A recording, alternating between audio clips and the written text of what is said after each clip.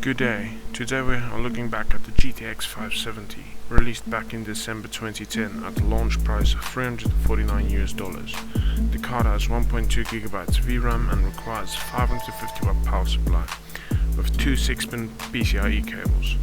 So you would say this is a relatively power-hungry card when comparing it to Turing or Pascal architectures. Now, should you consider one of these cards as an option here in 2020? Well, let's get the caveats right off the bat. Or like I like to say, let's address the elephant in the room. The GTX 570 is still somewhat capable, but the main issue with it is its lack of driver support. This means that some games won't even launch, or it has some severe issues in game like graphics issues and so on. To start off, I tried Call of Duty Warzone, and as you can see it seems like it's going to launch, but then it throws out an error saying that the card is not supported. Not a good start, I'd say. Next up, I launched HyperScape, a Ubisoft game now in beta. I'm glad to report that it launched.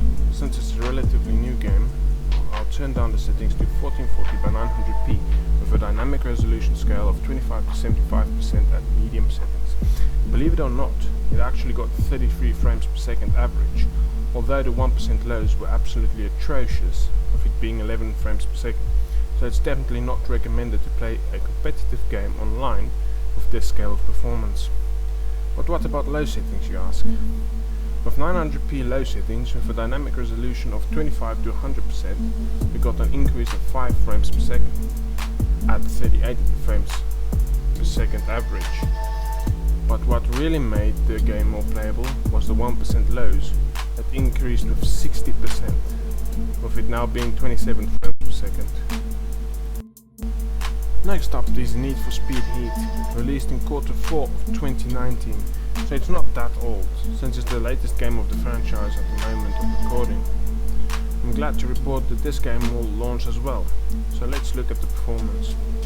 The GTX 570 averaged 35 frames per second at 900p low settings, with a resolution scale of 100% and 1% low of 17 frames per second at those respective settings.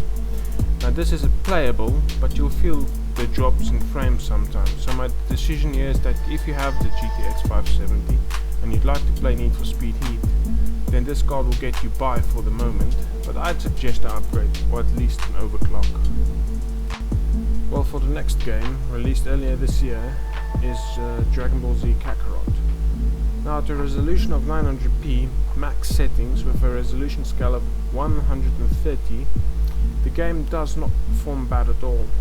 Impressive, I'd say, with an average of 50 frames per second and 1% lows at 34 frames per second.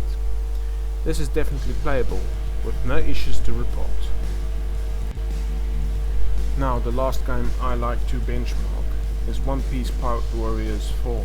Released in March of this year, it's relatively new at the moment.